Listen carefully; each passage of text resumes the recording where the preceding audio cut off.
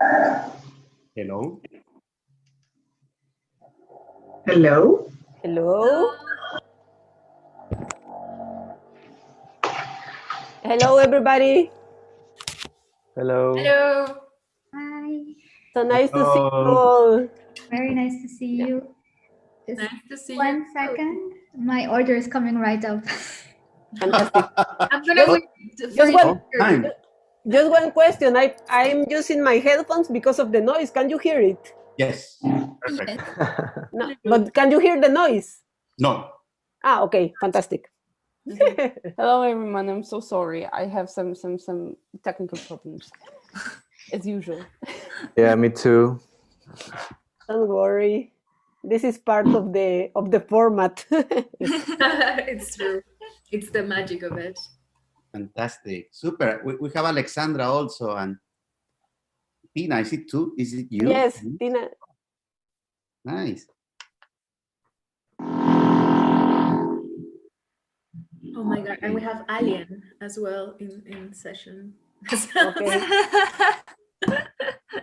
We're going live in 40 seconds. Okay. Okay. Yeah. Warm up. Cheers. Cheers, everybody. Cheers. This is up to you. Bling. Chin chin. Chin. I think talking in this Zoom room feels less public, but yesterday I watched on the website. It feels like really public. Yeah, it is. Yeah. Public indeed. Yeah. It's super public. We're in public period now. Watch out what we say. And it's being recorded. Oh, wow. The pressure is on. Well, this will be like the reunion of like friends after a long Exactly. time. Like, careful what you say. Or maybe not. Maybe not. Maybe that's I don't that's know. the point. Like I think we melted the ice the other day, and so today it will be far much smoother. Yeah, I agree. Yeah, it was. Okay, we are live, Cesar. We are live, so thank you very much. Hello, everybody. Welcome to this home, this little home, New Politics Room. We are warmly saying thank to Mao for arranging this amazing system, this way of getting together that we were just cheering up before this connection and saying that we feel like being some kind of home. So thank you very much for all this effort. This is the New Politics sessions that was listed that I will be the moderator, but as kind of New Politics, we find out that we are quite queer here. And I have been communicated that I was subjected to a soft coup d'etat by Ethel and Anne-Sophie, the women part of dpr-barcelona. So these amazing women will be leading up the conversation. I will be here also punching a little bit, but I will let them go and introduce what is dpr-barcelona and what will be our activities for this year. So please. Thank you. Thank you, Cesar. Thank you, everyone. The first action of this coup d'etat is to say cheers to all of you, because we want this room to be a very relaxed and smooth session. As Cesar was saying, just for the people who is sharing the room with us, to let you know very briefly who we are. We are dpr-barcelona, and Sophie was born in Mallorca, Cesar was born in Guatemala, and I was born in El Salvador. We all live here in Spain now. Cesar and myself in Barcelona, and Sophie, Sophie was born in France, and she lives in Mallorca. And yeah, dpr-barcelona started like that, like a group of people thinking and sharing interests together. So we start working in books in the publishing industry, and then by a natural way of developing, we start also working in curatorial projects and in using any other kind of media for the critical, for having a critical approach to what architecture is and how architecture is evolving. So this natural way of working ended up in this collaboration with Future Architecture. We joined the platform in 2016, and we are terribly happy to be part of this big family. We always remember the words by James Taylor Foster that once says that the future architecture platform is the kind of beautiful chaos. And we deeply believe that being part of this chaos has a lot to do with the new politics, new ways of working, and new ways of sharing knowledge. So we are super happy to be here to talk about that, about the new politics with our guests that Anne-Sophie will introduce them. We want to talk about the concepts of politics beyond nation states, because all the group who we are here are from many different places in the world. We are from many different so-called races, genders, social classes, sexual orientations. I don't know. Who cares? So this is what formed what we call the new politics nowadays, to breaking these labels, these taggings, and going beyond all of that. So we want to make this session something very fluid and very smooth, like being in a bar with a lot of friends and discussing these things that as often happen in friends meetings. So I pass the words to my coup d'etat partner, Anne-Sophie. Hello, everybody, and welcome.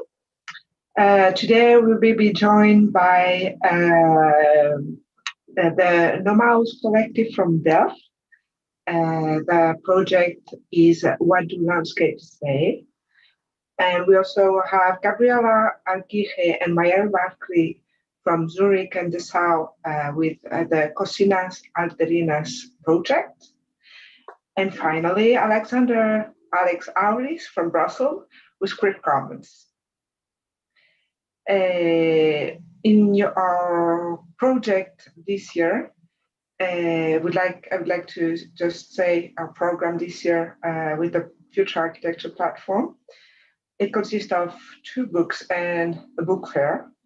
One book is from the Writing Grounds, the 3rd edition of the Writing Grounds, that Carlos Lanuza won with the Border of Care project, and the Landscape of Care book that will be edited by Nomaos project, Nomaos collective we have with us today. And finally, a book fair that will take place later on this year. So please welcome, and let's start. Okay, we will start. I already talked a little bit because the things are kind of mixed up here with the group we are and the topic we are talking, of course, so it makes a lot of coherence. The panel touches the topic of new politics, as I was saying, and I want to recall just one quote that was shared by Marie-Louise Richard just 20 minutes ago, when she wonders what knowledge is for and who benefits from it. I think here we have 3 projects that shares knowledge in many different ways, but with the desire and the approach to break these tags, labels, as I was saying before, and also the concept of the nation state. We are here in an European fund platform, and we are also going to talk a little bit about the project of the new European Bauhaus. And we think that this panel itself and the participants will represent that the politics nowadays are not tied to these concepts of nations or labels or borders. So this is part of the things that we will discuss, and also the ways in which how each project shares this knowledge that Maria-Louise Richards was referring, no? How we can make something with this literacy that we are creating here. So welcome you all, and yeah, that's how the panel will evolve from now. Okay, so in order to move forward and giving the queer nature of our panel, I will ask the 3 of the fellows that are joining to briefly present themselves, okay, and give 2 cents of what are their projects. So maybe, Anne-Sophie, you can also put some insight on which more we want from them. Yes, do you feel like starting? to tell a little bit, present yourself and tell us a little bit about your project. I hope everybody had the opportunity to see the video you made, the three of us, but if you can just summarize a little bit. And also, if you can explain if there is a story or an experience, personal or professional, in your life that made you present this project. Who we got first? Well, I was asking you. You, see. Sorry. Sure, we can start. My name is Yue. I'm from China, but now I live in the Netherlands for 4 years now. And so I studied urbanism in TU Delft, and our collective, organized by me and Paulina since 2019. It's a collective of 9 multidisciplinary artists and designers. Half of the team are based in Russia and half of the team are based in Europe, but still with like a very diverse international background.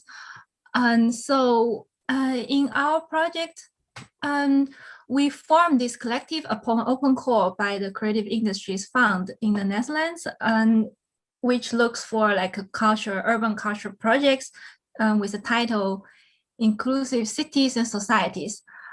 And so, yes, that's our exhibition. And with this collective, we want to, well, speaking from the perspective of urbanism, we want to tackle the city-centric approach to urbanism through looking at the landscapes. So there's something outside of the building that you might overlook in regular urban practice, especially the periphery of industrial and rural landscapes. And also Paulina and I, we connected online because we share this interest, and also we both have a network of artists and makers doing different things. So we are also curious if these different lengths of artistic forms can contribute to multiple perspectives in figuring out what can we learn from the landscapes.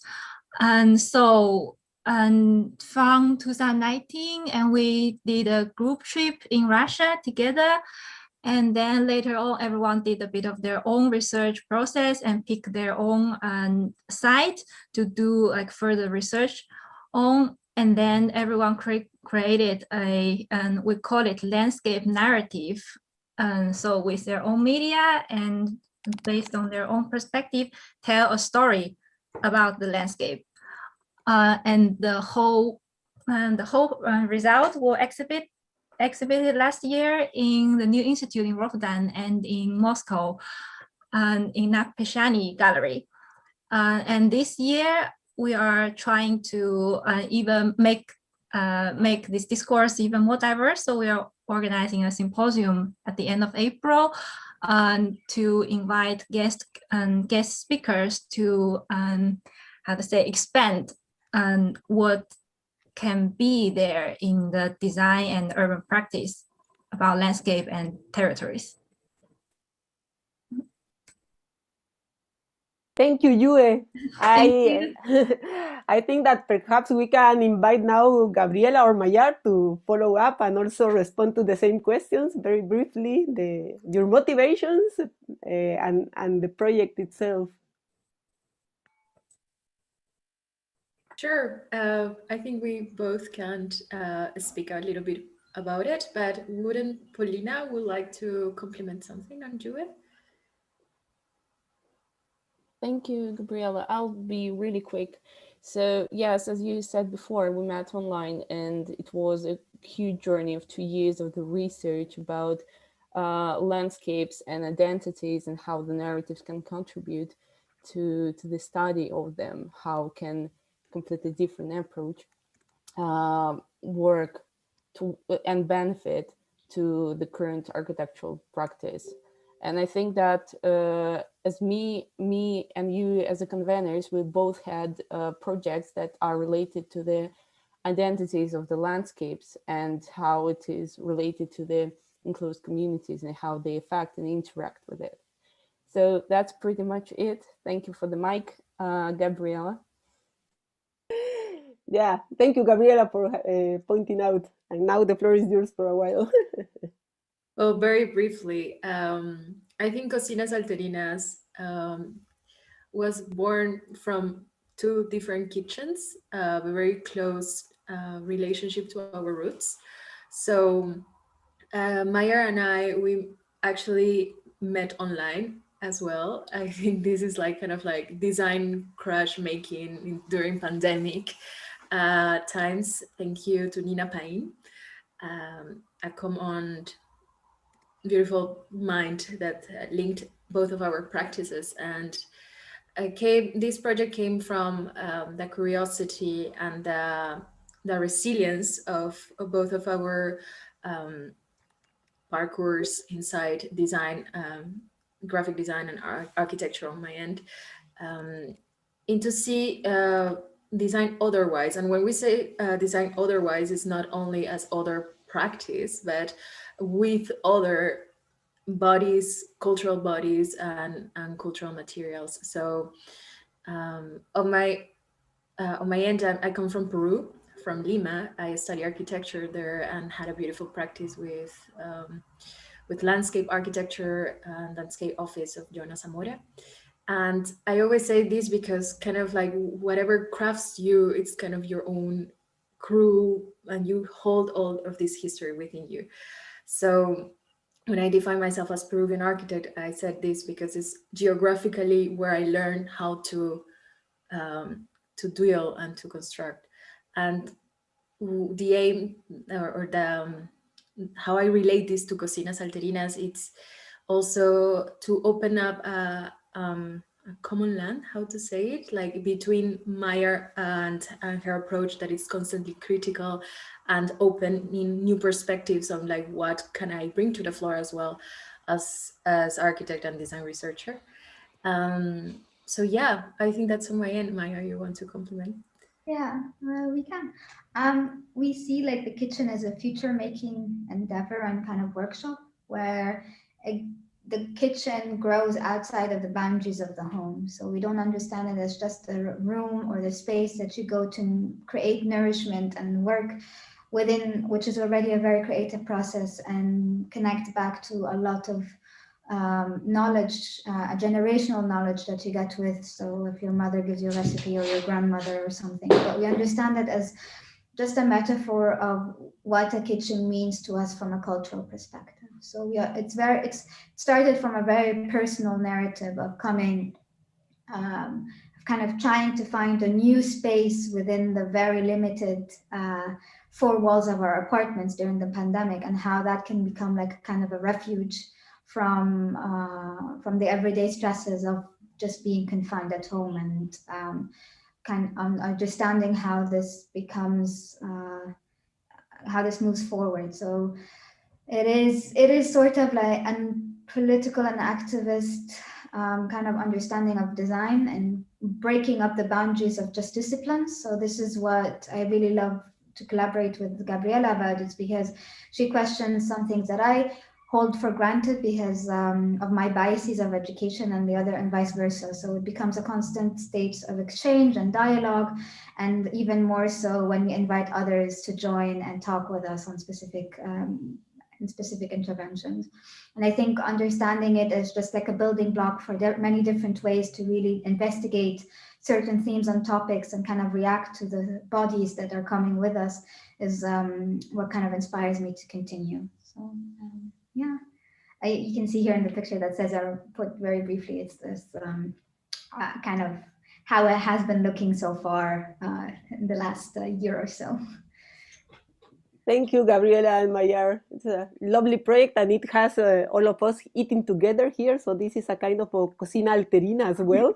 So I pass the floor in this cocina to Alex now. So Alex, you can tell us a little bit about yourself and your project. So all of the people can know a little bit about the projects and understand in depth the conversation we will have afterwards. Yeah, Thank you. Thank you very much. It was really nice to hear all of you about your projects and getting to know a little bit more.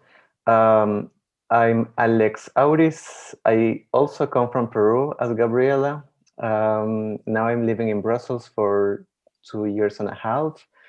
And my project, my research project, Queer Commons, started because I'm always interested in how, well, first of all, communities and people itself, very specific communities and cultural heritage has a very specific way also of building building systems, the way they relate to space. So it's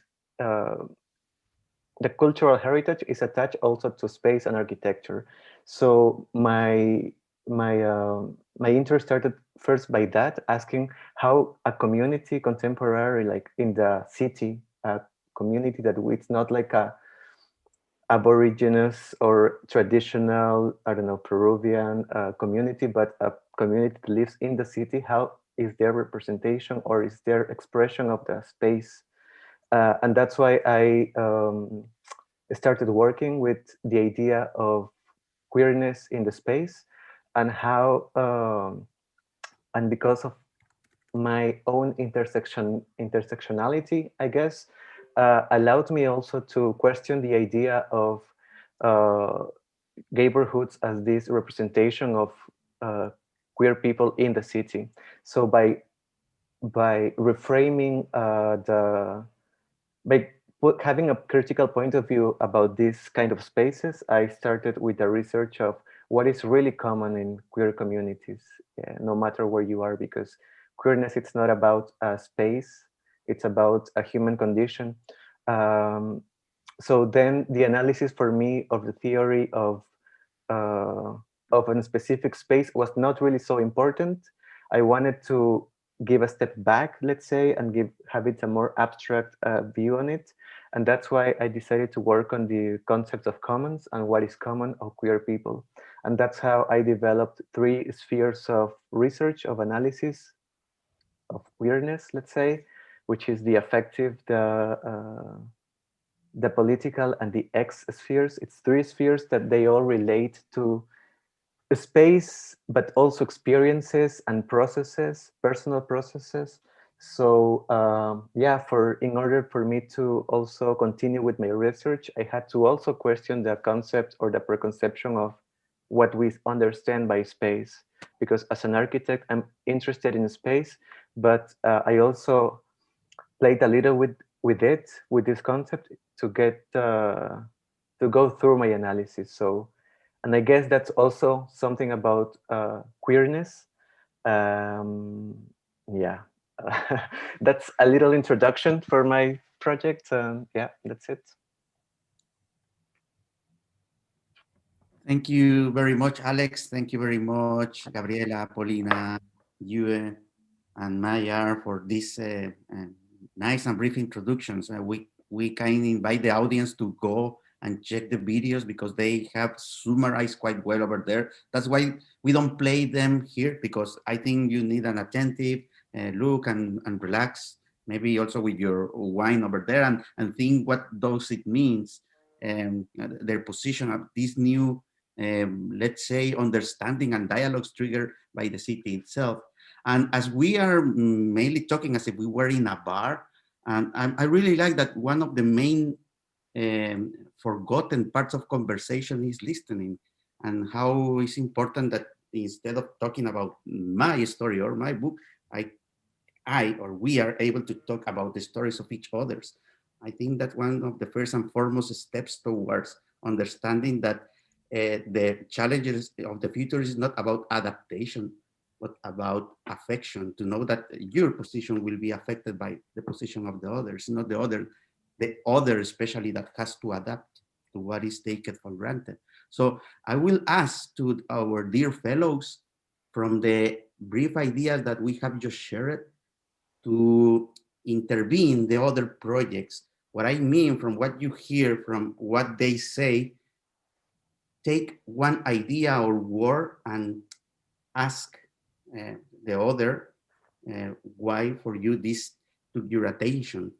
I think this is in some way nice in order for you to start a dialogue between your ideas in under the light of the other. So please, in this case, I will ask you if you can ask both Gabriela and Maya about their project, something that triggered your attention, and maybe they can develop further about this.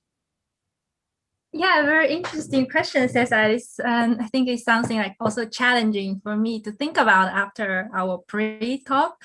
And yeah, I do have a question for Maya and Gabriela, because in our project, we kind of we often talk about the scale in architecture and urbanism, but in our project, the scale of landscape is kind of really blurred.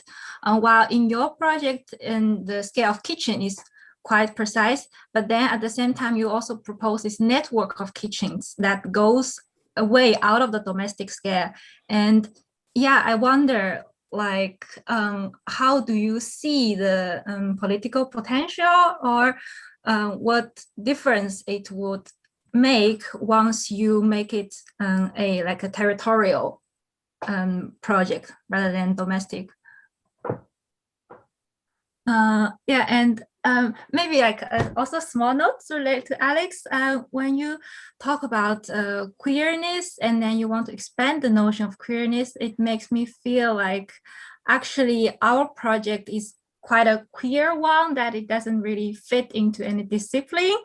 And at the same time, it doesn't fit into any specific scale and media. So yeah, that's also something I just had a sparkle just now. Nice. I love the sparkles. Maya, is it okay that I begin with this one? Yeah, sure. I'm still trying to formulate my thoughts, so go ahead. Fine. Actually, thank you for your question, and you pointed out something that it's very crucial, at least on my perspective, and I think this is all in the sense, the richness of our collaboration with Maya is that we kind of see Cocinas Alterinas in two different scales as well. And whenever I talk about the urban scale of Cocinas Alterinas, it's also something so that could be mapped, of course, if we understand that each kitchen can be connected to the other. For example, as we started through the internet, like sharing internet connections, and that's like a very simple way to just see that we're connected in some sort. But I would like to go further into actually throwing the ball into your project, which is we all feed from very similar landscapes, and this is also into the 4 elements that we defined to study Cocinas Alterinas, that it's heat, water, food, and labor. And this all, I think, what share it's living systems. And we need to understand that, as Cesar mentioned, when we exercise our needs, or to feed our needs, we are also including a lot of different affects that are not visible in the kitchen if we don't have a careful look. But this idea of mapping the landscapes of kitchens, of Cocinas Alterinas, at the end, if you want to see it like that, and that's like the 3rd graphic I think we put up on the page, is we can disappear the houses and just like map these endless modular kitchens, and then we kind of like really see like the amount, like the level of consumption that it's just clustered in one city. And it's interesting to position ourselves also, like, where are we eating from and how are we eating? So yeah, it's that that image, like if we turn on like the kitchens that are becoming these like conscious spaces of political exercise and ecological care, then we can understand, okay, where are we eating, from where? And if they're not even like connected in the same, for example, Maya and I, she's in Switzerland and I'm in Germany, but we're still eating together. I still come by tahin from a Turkish market that was in the video. So kind of like that. This is the reflection on how to think Cocinas Alterinas in an urban, from an urban perspective, and also from a landscape and ecological care. I think so. Yeah. If I may add also the question of scale, I think it becomes evident in the fact of who joins us within the conversation. So this also adds scale into the idea of these alternative kitchens. And not only just looking at just the physicality or the mapping of the scales within the space, but also the discussions that happen within the room, and the narratives and the stories that are being created, and the kind of work and labor that goes into it. So we're just looking at it from a purely design critical perspective. The scale then becomes about who occupies the space, and where and how do they kind of reclaim and adjust and kind of also offer alternative roles. So also the scale of kind of this imaginary scale of just thinking together and reflecting upon what possibilities or what endless possibilities just the small space can do offers us a kind of connection to scale that we don't necessarily note in a very specific context, but it's always kind of in the background. Because I think also it goes into the scale of the history of the recipes that we do, or the tea, or all of that kind of connects if you just look at it from a very, if you observe it from a very tentative perspective. So that's connecting a bit to what Gabriela said.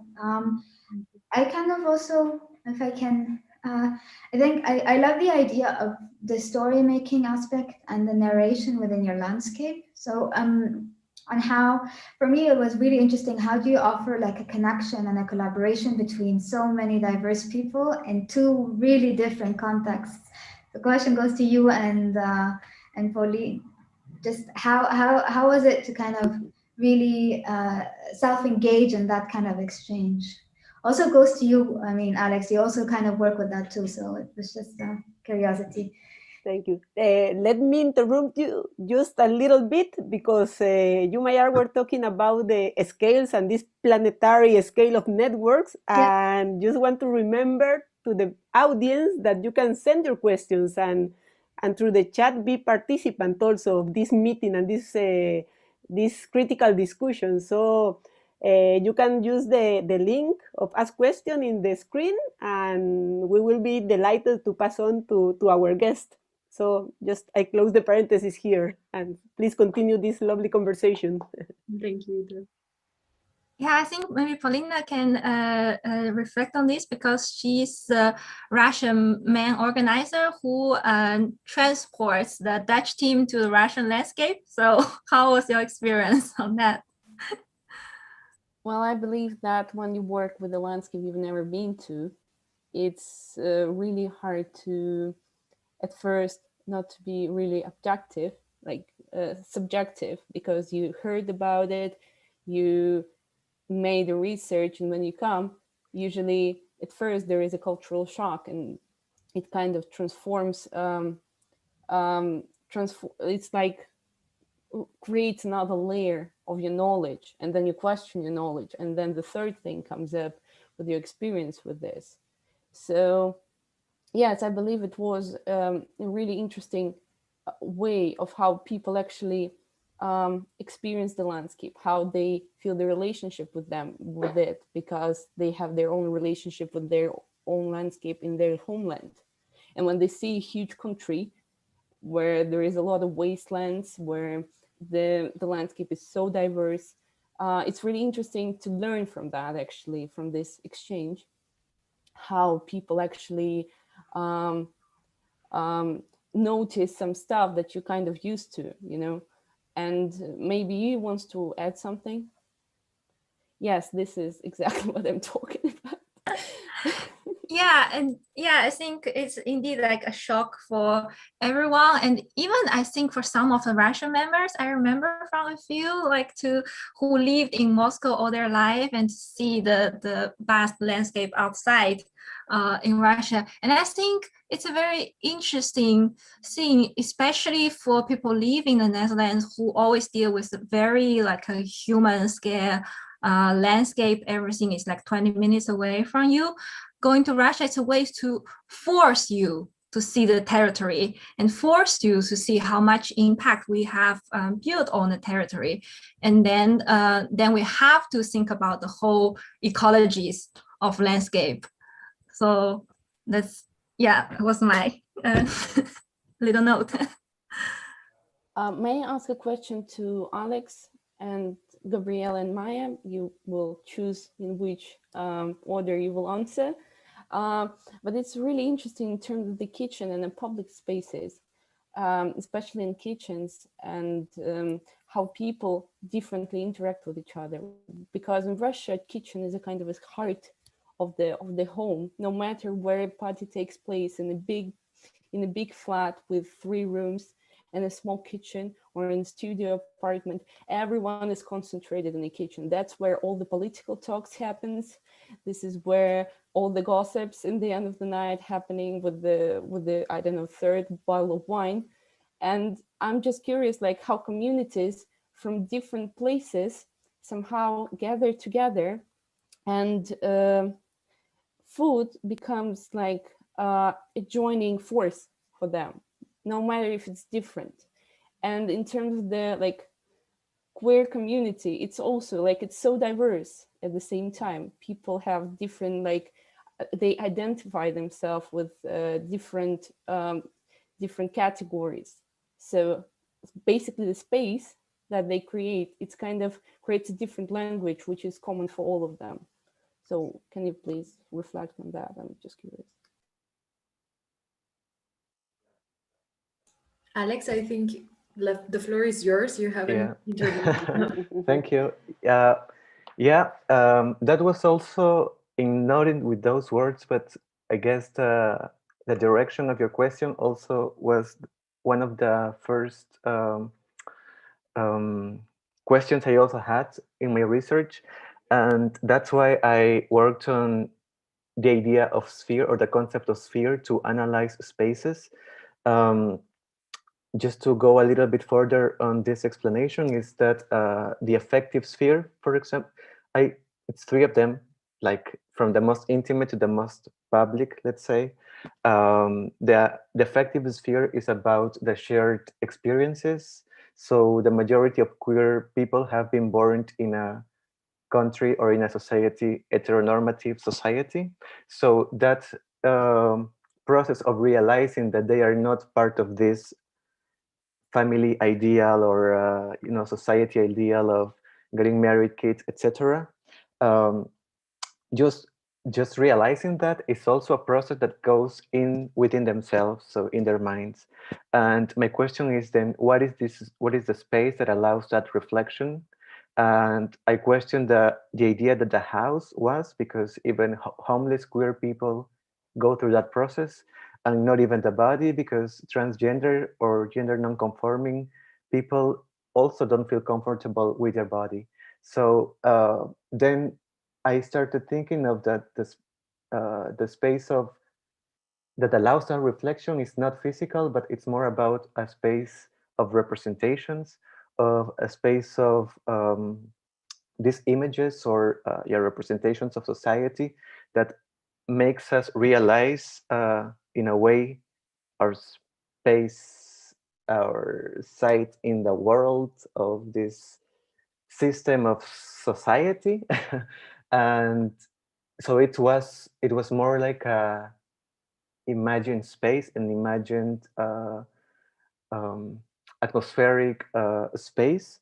And by that, what I mean is that the way we map that, it's not really something physical, but it's more about conversations, because each person has had a different way of realizing what they were, their sexual orientation within their context. And because of space, also the location where you live takes a big role in that process. It becomes even more specific depending on where you start studying queer communities in the world.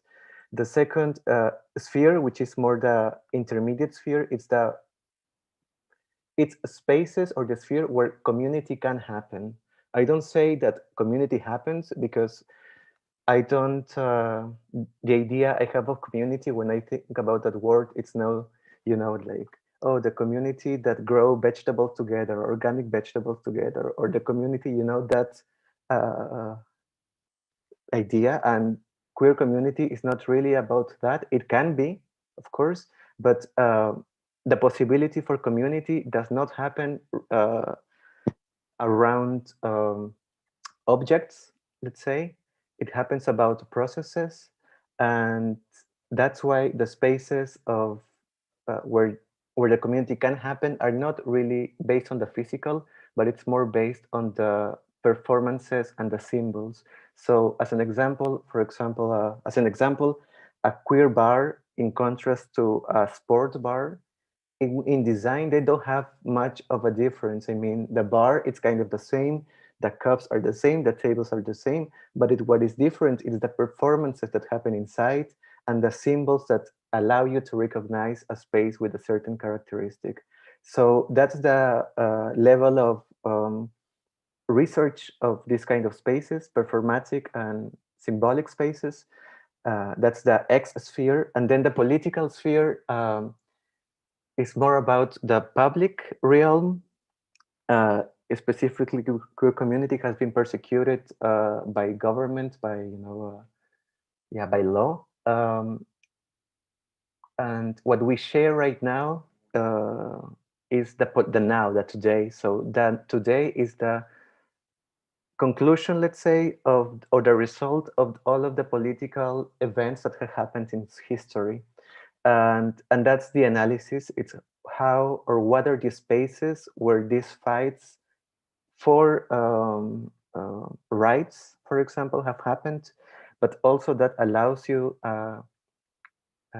if we go a little bit further and not really be so literal in this political concept, the idea of the history allows us also to talk about the memory of space. And how that memory of space of these events and traumas that have happened somewhere are represented now in the city. So, and how architecture and urban design as a discipline has fought has fought against ambiguity, and is more idealistic, precise, while the reality is that within the process of with the development of technology, the tools are more specific and more detailed and precise, but for a long time it was not precise, although that was the ideal. And when you compare, for example, one plan or different plans from different times of a same location, they never fit. And that's what slides in queerness. That's queerness, it's what is in between them, this ambiguity, this imprecision. So yeah, and that's how these spheres relate to space. And yeah. Thank you, Alex. We can see that there are very lot of common links between the three of you. So I'm wondering if you have some highlight words or concepts or questions for you, Pauline, Mayara, and Gabriela as well. Yes, so we can close the circle. I wanted to. Well, I also had the word that was interesting for me was narrative in Wayne Landscape Matter, that project, because if there is a narrative, it means that there is a message, and designers, in a way, or if you're a landscape architect or if you're an architect, and landscape is a tool to also create a narrative, then the designer allows that message or chooses what message to be written. And then it creates, the person that designs the message, and then the person or the group of people that receives it. So I find it interesting to think it that way, but also dangerous because it's, it's two extremes and it's kind of the dictatorship. So that's my my curiosity about the concept of narrative. And for Gabriela and Meyer, I thought about tradition, the word tradition in kitchen, because I think I am not, I haven't been in Peru for a while, but the way I feel attached is by the food. So I never cooked before when I was in Peru. I just learned to cook here, and I cook Peruvian food only. So, so that's also the way I feel like attached or closer to my family. So yeah, those were my two words for you. Yeah, maybe we can. I can respond a little bit to the question about. Actually, it's exactly I think the risk and challenge we have when we try to reconceptualize the word narrative, because being a designer, we know it very well that narratives are used. It's something chosen by designers. Sometimes even not the designers, but the let's say the clients. But I think in that sense, to destabilize what narrative is, we benefited a lot from the artists and writers and these like non-designer people in our group, because they don't have this preempted purpose that when a narrative is created, it needs to lead to some plan, something to be built. But for them, it's quite natural for them to just describe something, to feel something, and to like try to transmit these feelings to others. And then also a big reason why we want to keep like a different media in all kinds of narratives, and we have audiovisual installation, films, and drawings, literature. It is a gesture to say that there is no one narrative about the place. And then also we scattered, although our locations, research locations are scattered around in the whole territory of Russia, but like some people also focused on the same area. But then in these two words, you could see like narratives about completely different things and targeting different layers that should be considered in urbanism. So in that way, our narratives are just suggesting what can be told and what else is not yet to be told about this territory, and also encourage people to find connections between themselves, with connection with other territories and our own personal experience, perhaps on a completely different land. So I guess a way to deal with this risk or danger is to create countless narratives. In a way.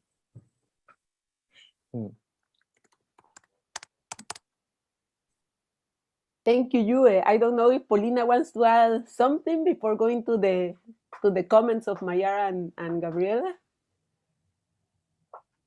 Really quick. So I actually, as an architect, I was really afraid to make exactly the mistake that Alex was talking about.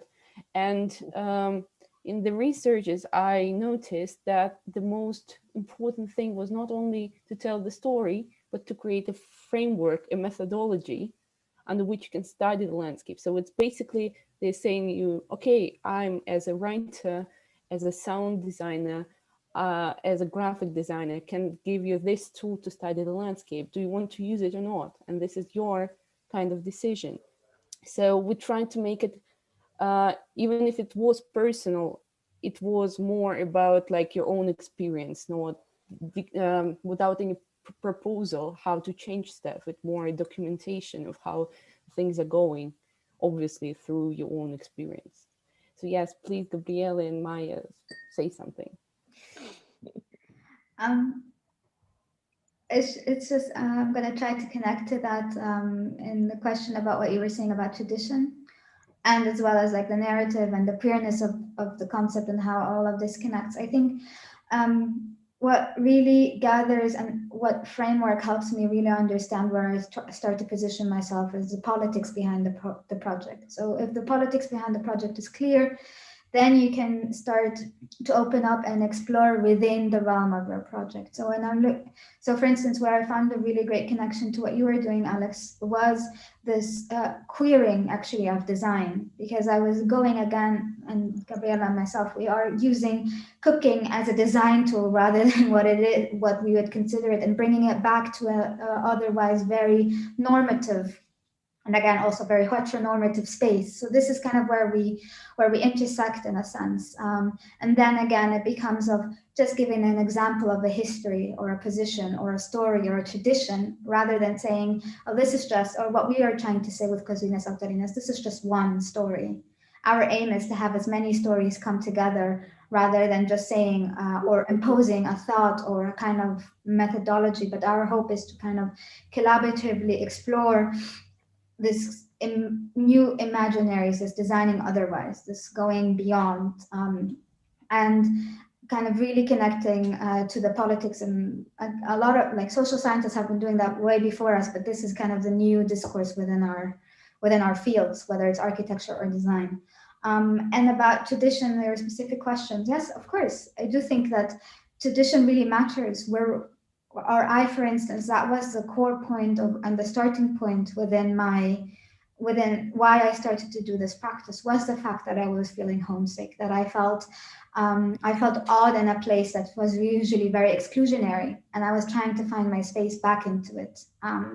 And I was trying to find my space in a way where I can be myself and not take up too much space, but rather just kind of find my niche and feel comfortable within it. And of course, the traditions of the food that gave me comfort is where I kind of connected and how I started to build upon it. And I think this is also something that Gabriela can really talk about how our experiences within being in Dessau and in Zürich, and Basel. Before I was in Zürich, I was in Basel. How that really shaped our understanding of design, and this kind of resistance building through being disillusioned with what we're being taught. So when the reality doesn't fit the imaginary, and vice versa.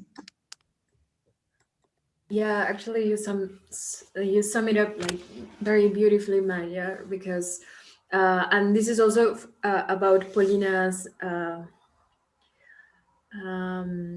topic of question. And thank you for bringing the idea of the kitchen as the household heart in Russian culture, because I feel that whenever we talk about kitchens, we immediately think of houses. But I have come to discover, like, not only here in the German context, but this curiosity, and sorry to like drift a little bit apart, because at this point I always explain, when we first met with Meyer, I explained like why an architect will think through food to explore an architecture matter of concern, you know. So the question was, for me, is like, how do people eat in public? But not in public, but with the public, and to redefine what is public. So this coming into the very most beautiful thing that it's in Lima, in my city, people really eat in public, and they generate a whole urban tissue that transforms, reclaims, and really exercises their citizenship in a whole new level, even when this means not following the law. So there's like, it's not news, there's a lot of informality, but this is also a question, is like, formality within what? And for me, like the gastropolitics, and this is something that I came to study here. I didn't know that this had a name, like that. What happened in Anticucheria in the middle of the street, when you have the braces, just like the smell just like draws you into a corner, and you're kind of like, what's going on? Maybe they didn't have a license, maybe they were blocking an entrance for a main street.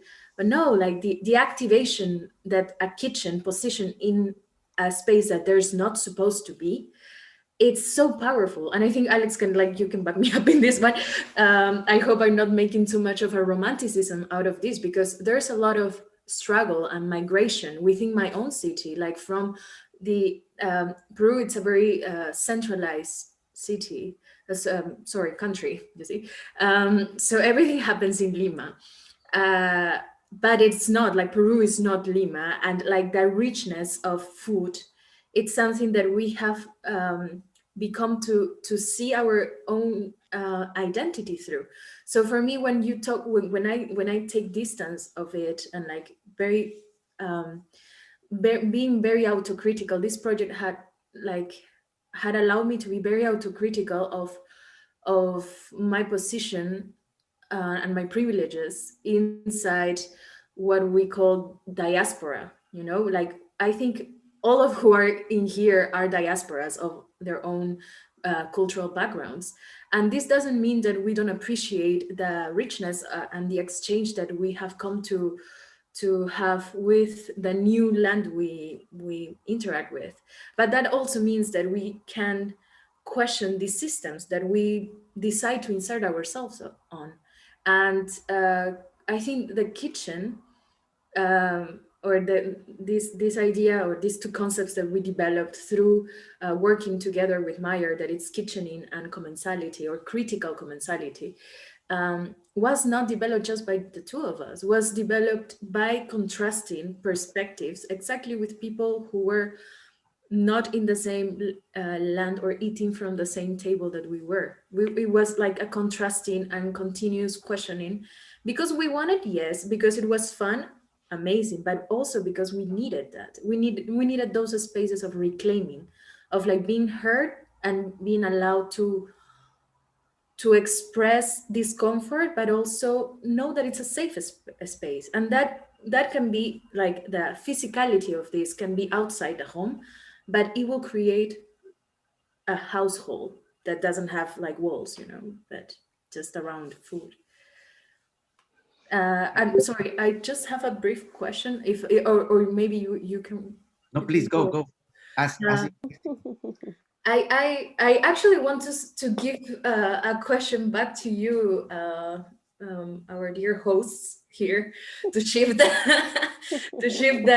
roles of this table. Does it involve food?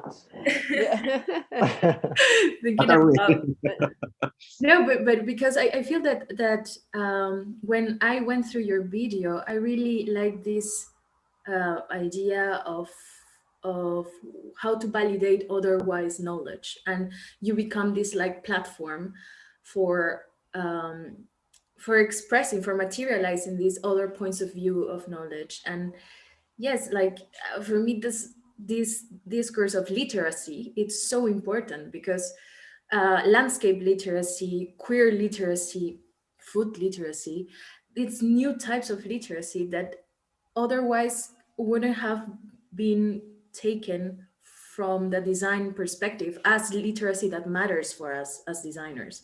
So how do you see this role as DPR Barcelona? I think, thank you, Gabriela, for changing the roles here. This is new politics as well, so totally welcome. I want to recall exactly this morning, I was reading the book Living a Feminist Life by Sarah Mel, and this quote about what we need to learn about things when we are dismantling things, because it's not only the act of dismantling something, but what we learn in the process to not repeat the same mistakes, or the literacy you are recalling. So I think this is a quote that, in a very poetically short, simple but a strong way, summarize what we are trying to do, sometimes more successfully than others, but it's part of the learning process with our project, because it's not only to be critically engaged or always trying to fight the status quo, or it's what we learn from that processes, what is very important for us. And this is why our work, it's always engaged with publishing, curating, or this kind of live conversations, and as this one, because it's where we can gather and share knowledge. We can share what we know, we can learn from what you know, and we can have doubts and discussions together. So for us, this is very important. And I think this is the kind of role that we always intend to have somehow within the platform and in our work in general. But I pass the voice to my colleagues to add whatever. So you summarize pretty nice, Ethel, and I also appreciate this shift that Gabriela has done right now. And I have to tell you that there is a layer right now in this conversation we are doing, is that the ideas we're discussing, you have seen that we've been taking notes and on the go, let's say, with all its, let's say, typos and mistakes, doesn't matter. This is also a new kind of literacy, let's say, conversation as a way of knowledge, no matter if it fits the Chicago manual of style.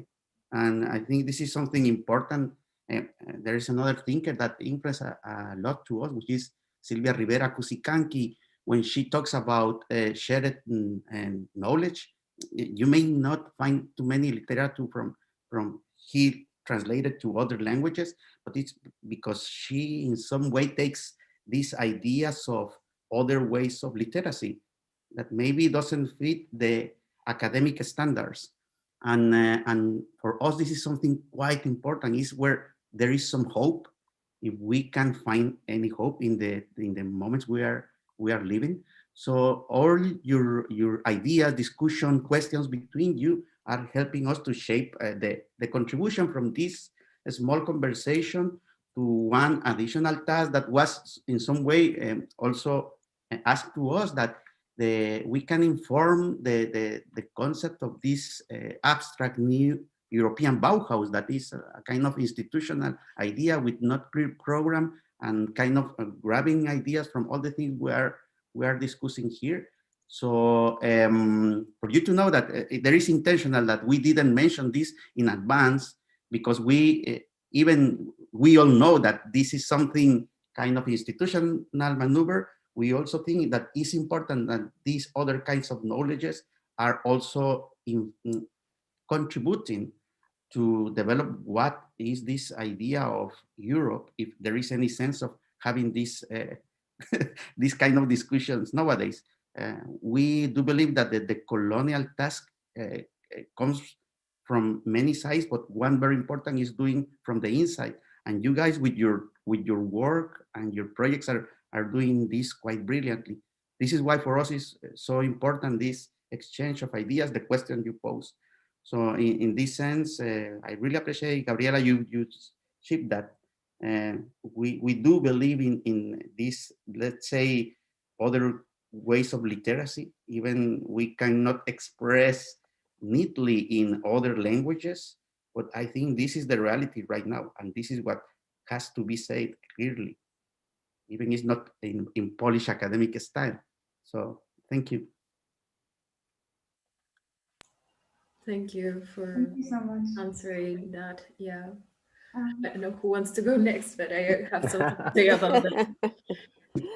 No, I think that there is one question also, just following up Cesar, because it's a topic that we were asked also to take in consideration in this conversation with this new European Bauhaus.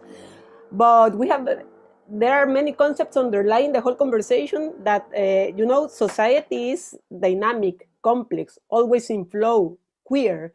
So perhaps the question for you guys to respond very, very briefly, so we can also add, instead of only criticizing the institutions, we can add and try to, to get involved in the discussion. How do you see that in this decolonial framework that is much needed, and in these queer spaces that we are all sharing, how do you think that institutions that are calling for an European approach can open this approach and act in a more global, planetary, queer, fluid, whatever way? Perhaps you can share very briefly, like if you were tweeting or something, some spot ideas that we can then pass on, because it's important instead of only criticizing, to be part of the conversation if we want something to change. So I invite you to, in whatever order you want to intervene. if I may add something just quickly, just answering that question, I think what is the most important thing is just to acknowledge the diversity within the situation of Europe. Europe is not just a construct within the West anymore. I think it influences, it's influenced by global change, and global change is influenced by context that happens in Europe. And I think what I've learned through my practice is just making space to listen. I think this is something, if you have the opportunity and the means to bring voices that are usually left unheard and marginalized or oppressed, bring them in the spaces that usually are not very welcome. So when we're talking about, so it would be kind of queering the European Bauhaus, decolonializing the European Bauhaus, being open to having very uncomfortable, very direct, and very, and dealing with that discomfort in a sense. This is something that I try to do in my own practice. Also, this is something that Gabriela and I are exploring, but I think in a global scale or in a European scale, it's very much needed to kind of think about what history lies behind the European Bauhaus, because that is very heteronormative, very white, very problematic in a sense. And it influenced a lot of how we teach design also in the global South, but then also just being open to listen and kind of using, like I said, kind of giving the space and the opportunities and the means to those that usually never are asked to be around the table. So young designers, queer designers, persons of color, marginalized people, non-able-bodied persons, all of that, just to have a listen. The more voices, the more inclusive it becomes, and understanding that inclusivity is not just a performative act, but really a politics within an institution. Yeah, I think, thank you, Maya. I think Maya pointed out something also very interesting, that in this room, all the fellows, none of us have our main cultural background from Europe. So it's a sign that the concept of what is European is it's being challenged itself, and also we being part of the conversation. I think that's really an opportunity, like we are doing what Maya suggests we are doing. And also one like something maybe adding from the perspective of someone non-European is that how to say, we always say like the Western and the other, while the other is like very blur and not defined an area of knowledge or people. And I think we also need to like take actions to find connections with each other and jump over each other's topic and initiate collaboration, and also be brave to, how to say, do some research in a territory that is kind of categorized as the other, that you might not be comfortable entering into, like me going to Russia, or in my previous experience going to the indigenous Sami communities in Arctic Scandinavia. There's something, and I think from there we are able to find more connections between all the others together, and really form a framework of knowledge from the others. And this is also something I was like doubting a little bit, because in the colonial methodologies, it points out that that in indigenous studies, the voices needs to be given to indigenous researchers themselves.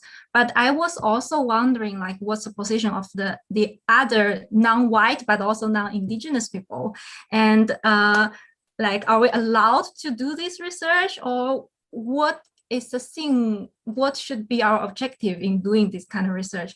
And like, for me, I think we should, and then also we should welcome other people into our territory. Yeah. Thank you. I want to add something very quickly. I think it's interesting that the name of the group, it's called New Politics, and that the organization has CEs as a group for new politics. I guess it also allowed me, and I guess the other participants, to see their projects in another way. So I think that's really interesting. And for that, I think if the new Bauhaus wants to include or change or be more contemporary and more open to now, I think also one of the new politics should be check, power relations. That's a really power relations of, for example, politicians and the common people. So I guess these relations of power that could also happen in an academic organization are really important to also follow them or check them in order to be more open and not problematic. We've seen in recent years how power relations have created a lot of, let's say, at least scandals. And yeah, instead of verticality, a more open and horizontal relations with participants, organizers, etc. In the way this event is happening, I think. And also, I think it's important that we talk about design and architecture to review about biases of design, biases that design has had for a long period of time. How has design, we don't really think about it, but most of it's designed for the ideal person, the ideal person or traditional person, so the white cis straight men. So that's the ideal, and then the rest is more variations or minorities. So I guess the design also should, the new Bauhaus should revisit these biases of traditional design and how can it be more open. Yeah, just that. This is really hard to Unmute. continue. But it is Richard has a very interesting points about, So how- much. sorry. Who's talking? No.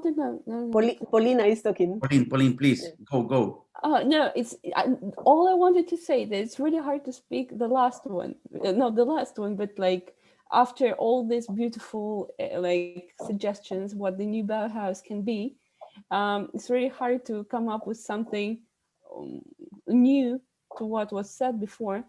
But yes, I believe that Bauhaus was a really closed institute. Like it was a closed community of selected people who exchanged knowledge among them, and it was selected number of disciplines that could share this knowledge. And I believe that future Bauhaus can expand to new disciplines that can be involved into this kind of discussion about architecture, design, how people use the space, how the whole process of the research can be done.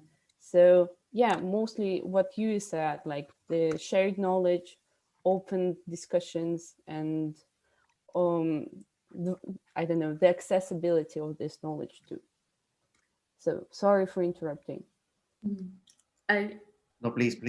That's how it goes conversation. In fact, it's a challenge here in Zoom because we are seeing each other and you are seeing yourself. So it's kind of strange. It's not like we were having in a bar. Like, of course we have our drinks, but this is something challenging. I love this kind of, Well, there are bars that have mirrors, so you have the opportunity to see yourself as well if you are a narcissist.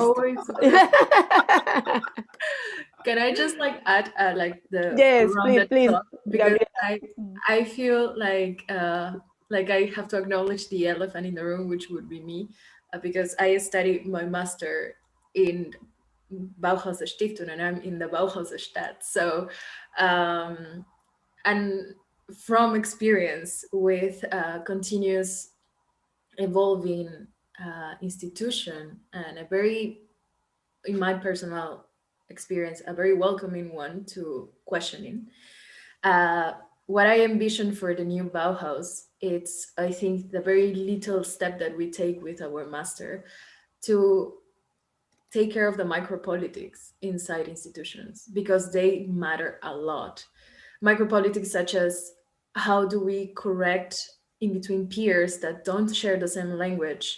How do we allow mistakes as part of the design process? How do we allow prototyping otherwise as part as their own design process? And I think this is something that maybe was not that visible as Bauhaus as a brand, because it's unfortunate that even now with the new Bauhaus, it still feels like they are trying to focus in the brand instead of what it truly means to bring together craft and an art, well, in that moment. But now it has three cores, I think so: aesthetics, ecology, and community, which and science. And so there's a crucial point also into the aesthetics, and to question who are defining this. So like the other actions to take through micropolitics, I think it would be to restate sets of values, and those values need to be in a open dialogue. And when I say open, it's not who opens the floor to let the other one speak, but create these spaces, as you were saying, for anybody to question the other one, not to feel that there's this mistakenly inclusivity that still reinforces the power structures that we're living to, because then someone gets to include someone. And I feel that that's something architects have, and designers in any way, have a way of exercising a huge role, because we kind of like tangibilize our desires and our visions. Either it's an object, and maybe even moving forward into what an architect or designer can do or could mediate, or how can it create, even that humble take on, like, okay, I'm a designer, but I choose to write, or I'm a designer and I choose to speak out for others and with others, and that defines me as a designer. So I think that would be my idea into, and I think I shared this floor with amazing designers and creative spirits. So thank you. Cheers to you. Cheers to you. I'm going to make a small graphical exercise here. Maybe that this will symbolically summarize what we were saying. I'm just changing the way we are, perceiving what is Europe. Next one will be to erase the frontiers and boundaries. But well, this is idea taken from our dear friend Leopold Lambert, the funambulist. So yes, we can move forward.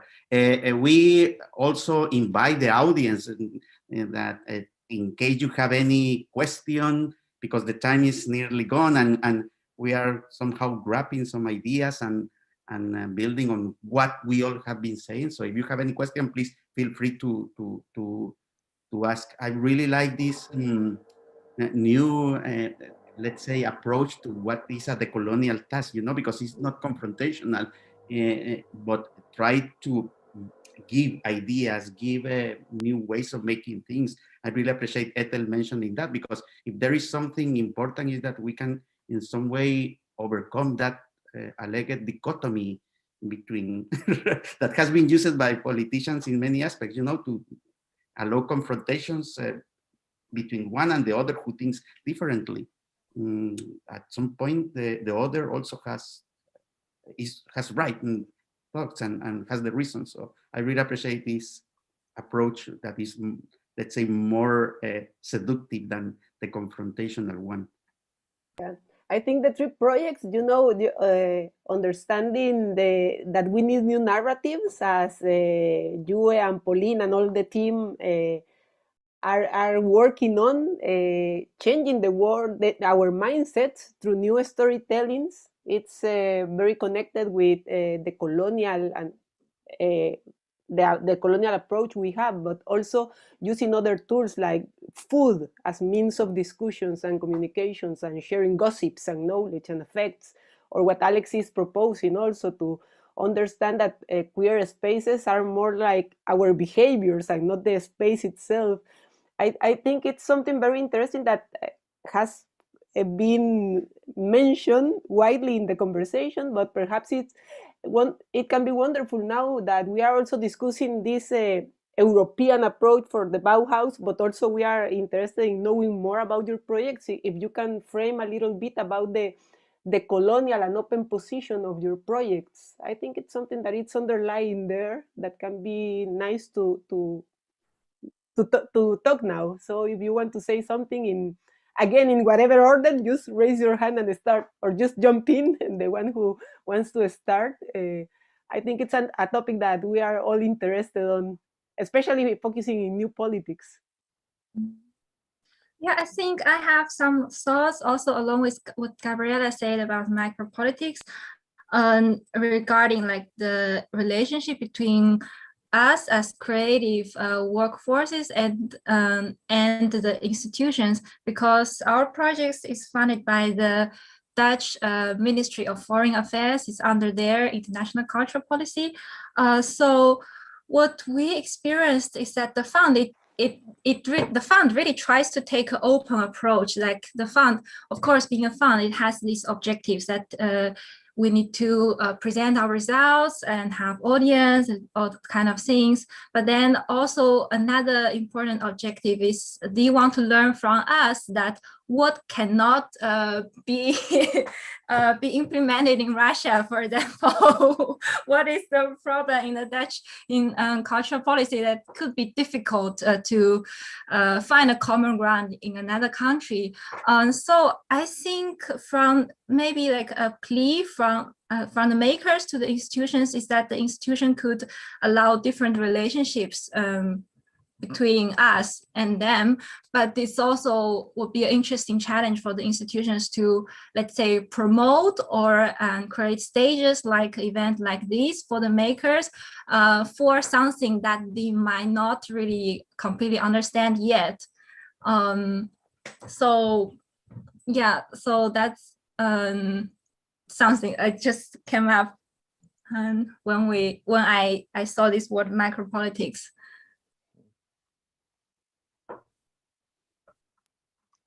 Regarding, hello? Yes. Okay. Regarding the question about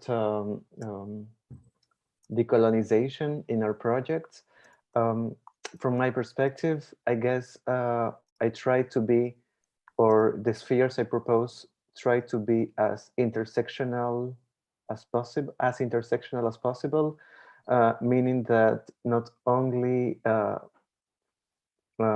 that they are designed for the exception and not for the average, let's say, and in that it's also, and I guess that's also a decolonial perspective on research. Yeah, I guess that's how I relate it. Very short, but yeah. Thank you, Alex. Who wants to join? Maya, if I may. Yeah, Maya. I think definitely the decolonial perspective comes from our situated practices. I think that's like the simplest answer to this question, but also another layer that I identify from my practice, it's this idea of pluriverse and ecological care, because even when we think about sourcing for a kitchen, either it's cultural material or nutritional material as food, we kind of like shift into other perspective of nurture, and this is something Meyer can like elaborate on. And nurturing, it's way beyond consumption. Nurturing tackles another understanding of like beyond capitalistic ideas of consumption. So I think that that doesn't comes from the place we're cooking from or the infrastructure we're cooking in, but who is cooking and which type of materials. Adding to that, also the understanding that, as Cesar mentioned, that knowledge can be vernacular rather than just academic, and those are all concepts that flow within this idea of this workshop kitchen space, and that nourishment that you can nourish on a multitude of levels, recognizing the labor and the history that is actually embedded within the space by just the bodies that are within the space, whether it's physical or digital, in our case. But I think this is the colonial and intersectional feminist studies are really integrated in the politics of the project. So when I talk about, again, going back to the question, I think it's really rooted within the politics of how we build the relationships and the collaborations that we want, and how we see the sources on a multitude of levels, whether through race, age, ability, sexual orientation, gender identity, all of those things that are very prevalent within the colonial studies and intersectional feminism and feminist and queer theory in general, that give us kind of a lens of how to critically reflect our positions as designers within society. That's basically one of the things that we want to explore. It's also, what can we contribute to a more just and fair society that is open to having uncomfortable conversations and open to having questioning power relations, knowing that, of course, we have privileges and we are oppressed at the same time. So I think this is the basis of every story, of every narrative that we have when looking at it. And yeah, if anybody wants to add, please go ahead. I will jump inside because time is running. I really, and I wish we can have more time to keep discussing. We will give voice to one question coming from the audience because it can somehow interrelate with what has been discussed here about these new ways of research. In fact, it's particularly addressed to you and the work of Nomaos. Question from the audience says that, how does the Nomaos collective aim at continuing their research? I guess given all the things we have discussed here, but you can give more ideas. About continuing our research.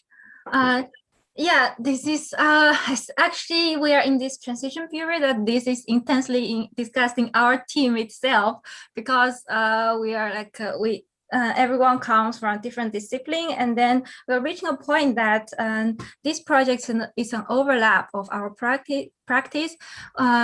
But it might also be like a temporal space that everyone might take different things out of it to continue carry on with their practice. And then for Paulina and I, as architects and urbanists, it might be more into the like inclusivity and landscape territorial planning, this kind of field. While for the others, it might be different things. But what we want to keep is this space that you can constantly revisit, and then through maybe just jumping into someone else's research and then get inspiration from something you might not be actively bumping into in your own trajectory at all. And then that's why also we want to transform it from a collective of 9 people into a platform of more conversation with people from more fields. And that will be a tryout in our symposium. And let's see how this conversation would expand itself. Thank you. Paulina, you want to add something about this future of Nomaos? Yeah, Paulina is busy working on the speakers, actually. Yes, well, I hope this question didn't come from the fund because they're quite aware, but still. Yeah, so basically our idea is so we built the group of 9 people who not only became really good, like really connected with each other, inspiring each other and exchanging knowledge. But we also want more people, you know, to kind of to make our family a little bit bigger, you know, to find the people with the same kind of mindset, maybe different one, but they have the same values. So this is really important for us to make this thing ongoing and expanding, maybe shredding, but then expanding again. So it's really kind of, this project is just in the beginning, I think. Despite the fact that we finished the projects, I believe that the discussion that we're starting is more important than the projects themselves. Yeah, I think it's also a challenge for us to appropriate the knowledge protection from something temporal and to appropriate the, let's say, knowledge from conversation, not really from hardcore production. So that, yeah, that's also something we think about.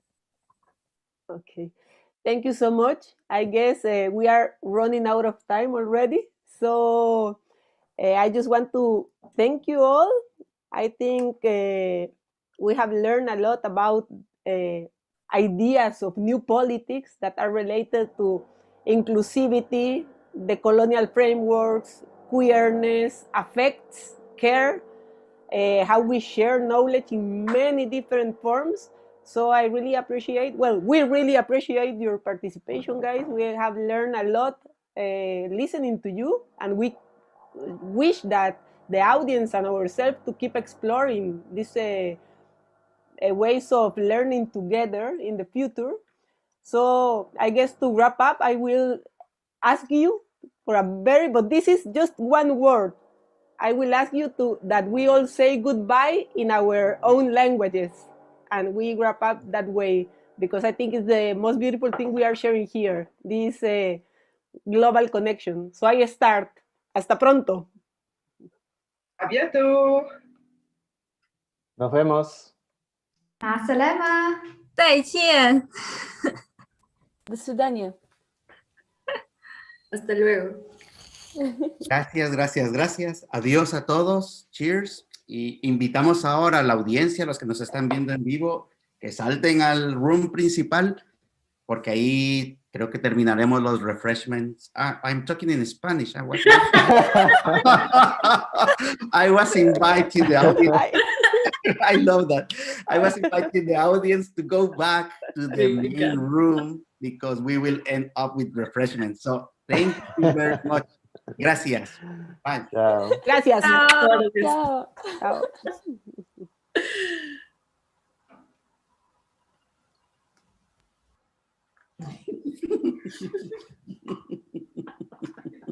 Seguimos en vivo, ¿no? I love it. Esto es Lovely. lovely, Chicos, lovely. gracias. Antes de saltar a la otra, de verdad.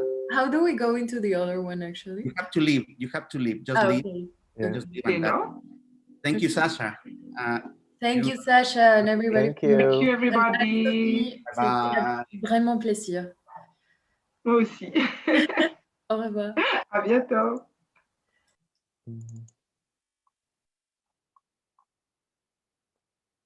Okay. It begins in 13 minutes, I think.